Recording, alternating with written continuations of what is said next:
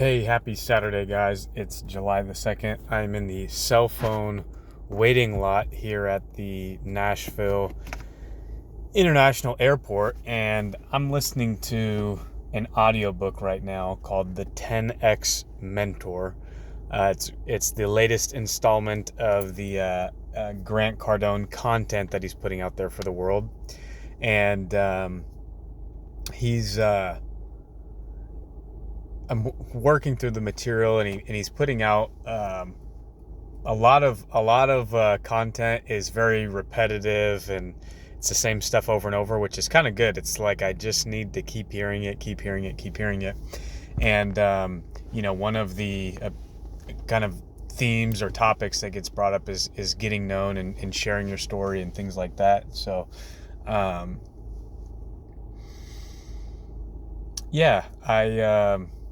kind of wanted to get back on the horse with sharing my story on this YouTube channel, because again, it's the more I'm connecting with like-minded people.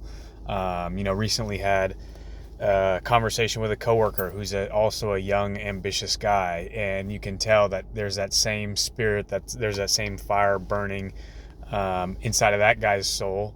And I recently had a call from a college guy. He was a couple years older in the Air Force program with me. Technically my mentor in the program, as the program was set up. And great guy, positive attitude, young family. He has a 5-month-old boy.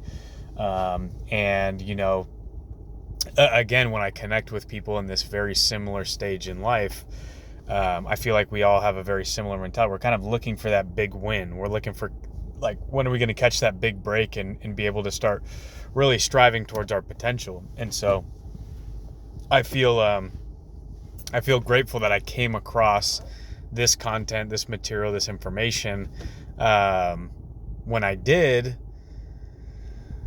going on a little less than a year ago, maybe 7-8 months ago, something like that, because it's the daily routine. It's a daily practice of just getting in and getting at this guy's content in one way or another.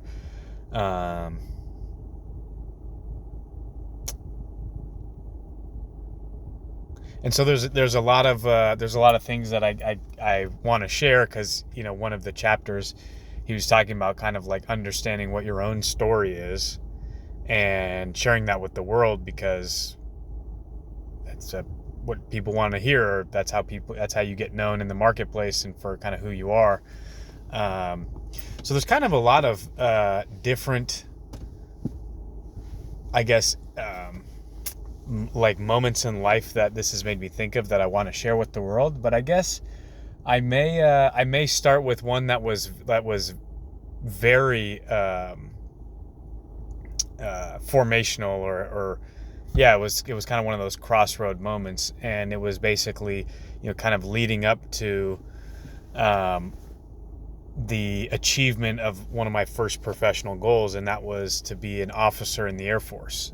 And it's kind of funny, because as I think back, or recognizing now that I'm not where I want to be in life, I think I can attribute a lot of that to not having the right target, right? Because my target from the time I was about 16 was to be an officer in the Air Force. And I can remember pretty clearly that it's like that momentum of childhood.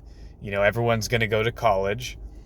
And so you're like, well, that seems like what I'm supposed to do. I want to fit in. I want to, join the crowd.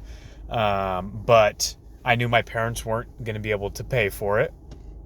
Like, I had some friends who could. And then I was lucky enough to have a mom who was very subscribed and going very hard at the Dave Ramsey program at the time. So to me, I saw the value of avoiding debt in that way, in that case.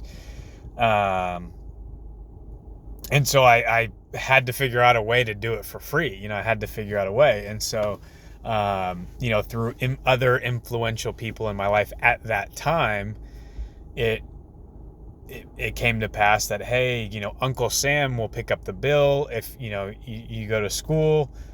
And it was kind of one of those, it was like a tail wagging the dog thing. It was like, okay, well, in order to pay for school, I need to go, I need to sign up to go to the Air Force. And then in order to go into the Air Force in the way that I'm being told I should, I need to go to school. So it was this very circular logic, but never did I stop to think of like, well, why am I doing any of this? It just seemed like the right thing to do. It seemed like the right thing to go get an engineering degree. It seemed like the right thing to do to pursue a job in the military as a professional. It seemed like a prestigious pursuit. And I don't regret it. I met some of the most phenomenal people. I got some of the most phenomenal experiences. So there's no spilled milk to cry on in that way. I'm just recognizing now that as the world continues to open up to me, that if you set targets only so high, that's what you're going to achieve. And so I think, I recognized at some point along the way that, hey, if I'm looking for a big break, if I'm looking for, some kind of big win or to strive and reach towards my full potential, it's probably not going to happen in the military. And it's no knock against the organization as a whole. There's a lot of value there. There's a lot of amazing people there. But I was kind of looking at the vehicle and thinking, okay, like the best you can do is hit all of your milestones, get promoted in all of the timelines that you get promoted. And then at the end of the day, if you get to being like a general officer, like these people, make a nice, comfortable living. They have a lot of influence. They have, the power to make big decisions. So that's good. But I was like, man, I don't want to wait, 20, 30 years to, start making a difference, I guess. Or to start getting ahead in life. And so, that was a big, focus of my life for a long time. And, I achieved that goal. I'm proud that I did, but, now that I'm a couple years out of that, kind of looking back and looking ahead to all of the things that I want to do, I want to get into, manufacturing. I want to get into opening private grade schools across the U.S. I want to get into multifamily real estate. I want to be a successful sales guy. In the current role that I'm in, I want to be one of the best, if not the best, right? And so all of these things are, the imagination is just getting so much bigger of how great life can be in that way. And so, but to take it back to, okay, what were one of these defining moments? And I'm sure there was many over the course of my life, but a moment that I think has served me well ever since then, was a series of events kind of that led into my military commitment or pursuit. And it was part of the interview process for the program and for the scholarship. So you're a high school kid, you get your grades up, you get a good SAT score, and you apply for the scholarship. And part of it, there's an interview process, there's a resume. As you can imagine, I mean, it's a full ride deal. It's a big deal.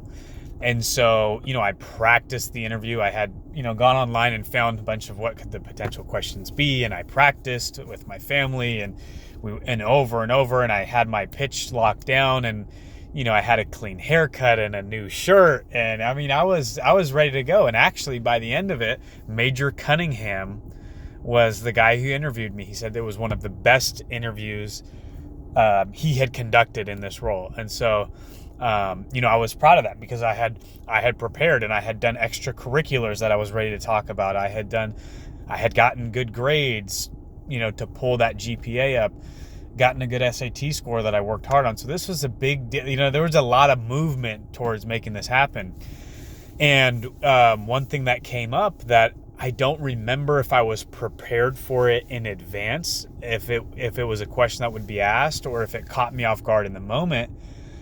But part of the application process, in that interview, they put in front of me a document to go through and sign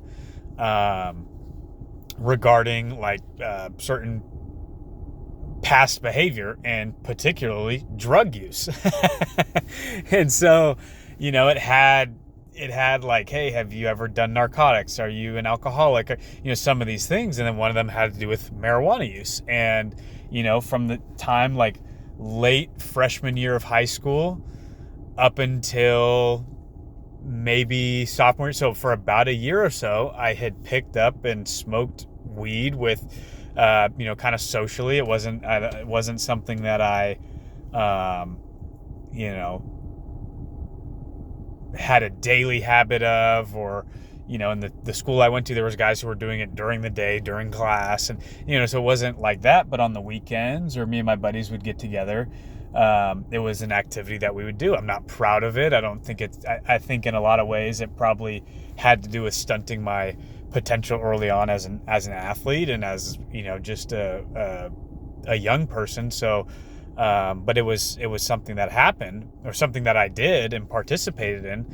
And so in that moment, I saw my life flash before my eyes and thought, well, if I admit this,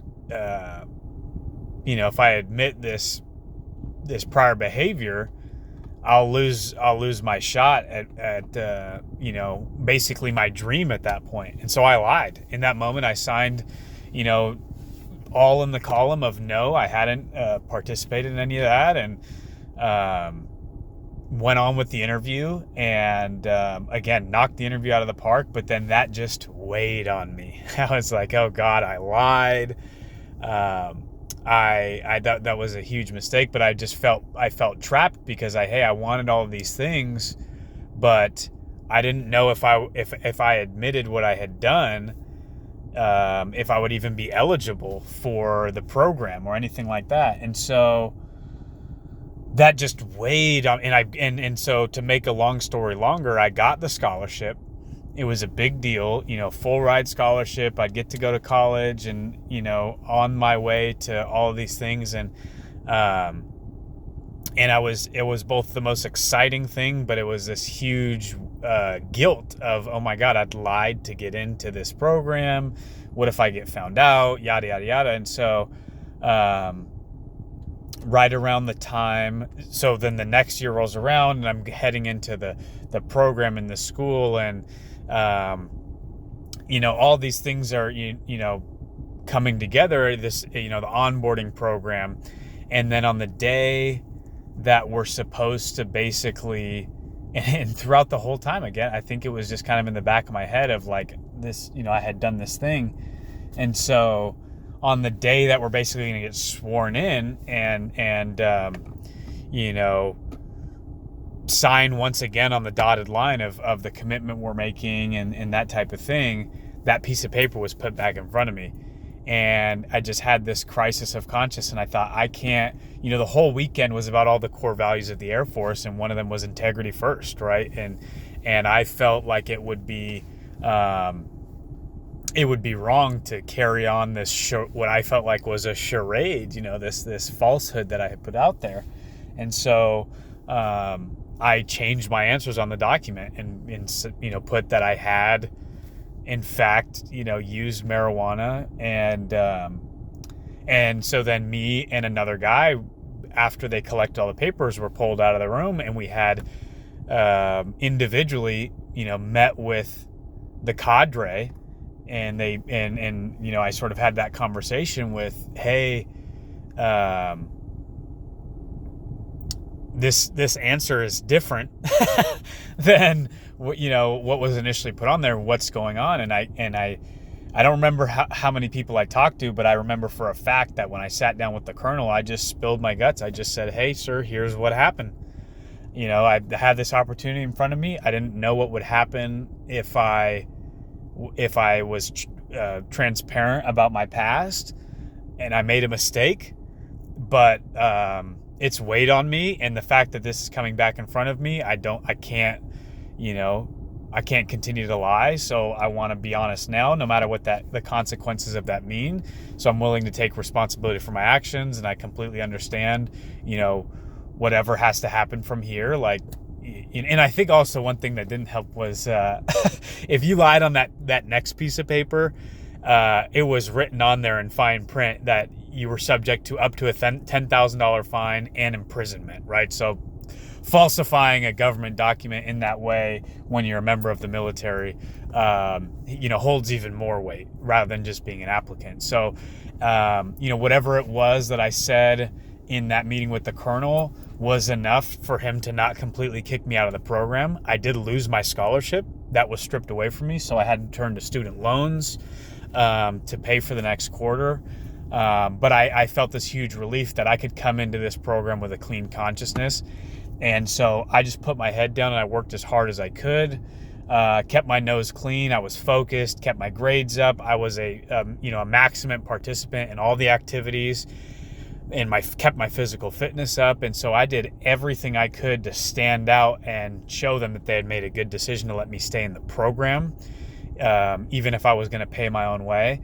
And it only took, I think, basically one quarter, maybe it was into the second quarter, that the commander has the option to hand out scholarships to cadets in the program, that he turned right back around and gave me a scholarship.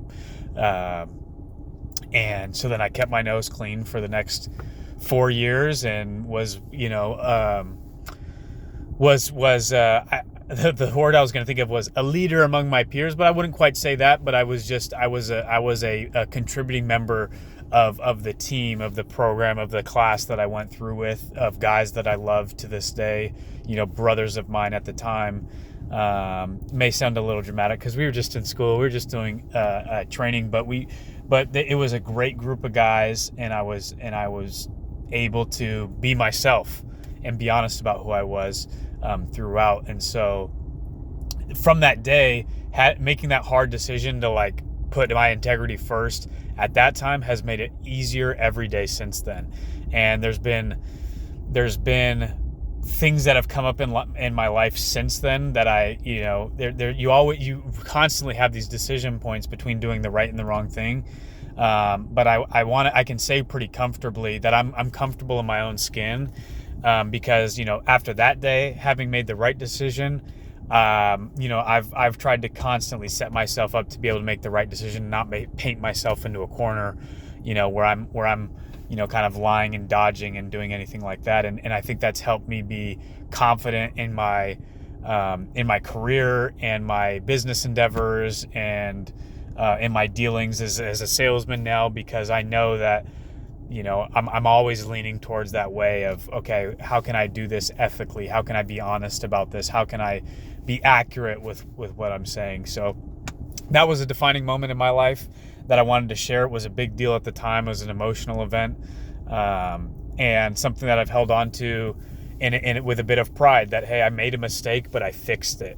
And that was a lesson too, that, hey, even if you make a mistake, you can fix it, you can right it, and it may be more work, but it'll be worth it in the end, because then you can be proud of it looking back. So all that being said, I'm sure I'm going to get a call from my sis here in a second. I'm picking her up from the airport to visit for the weekend, but just wanted to start sharing some of these moments. There's more, obviously, there's more life experiences that I feel are worth sharing.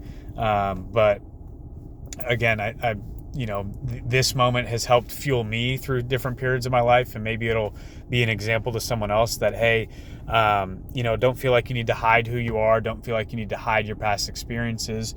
Be honest and be forthright, because ultimately you'll end up where you need to be, in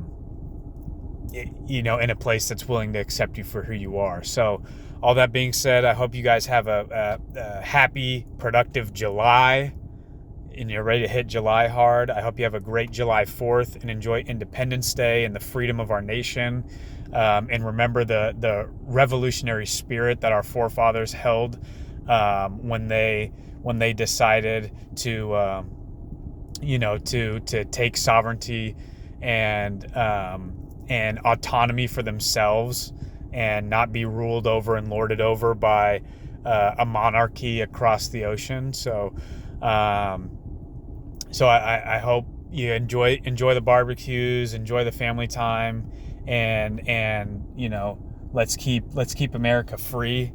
Let's look for ways to expand individual liberty rather than hand over rights to a centralized government in Washington, D.C. But otherwise focus on ourselves and doing business proper and growing our own minds and families and professions so that we can take more control for ourselves in our own lives. That's what I'm trying to do as a young guy. So hope you're well, hope you're productive, hope you're happy, and I will definitely be checking in and talking to you soon. So thanks, and talk to you later. Bye.